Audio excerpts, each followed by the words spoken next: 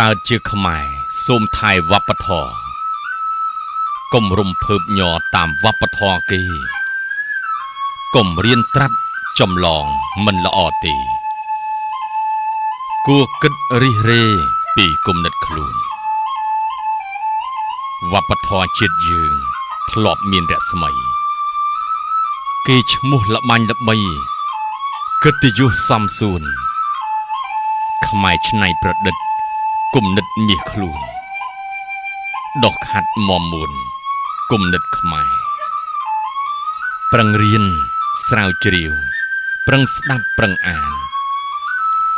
មិនយូរប៉ុន្មានគំនិតថ្មីដែរប្រឹងច្នៃប្រឌិត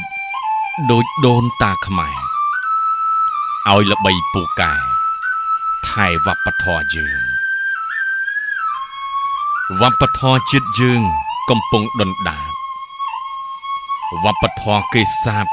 ព្រោះលើដីខ្មែរយើងពង្វក់ស្មារតីឲ្យខ្មែរទំនើង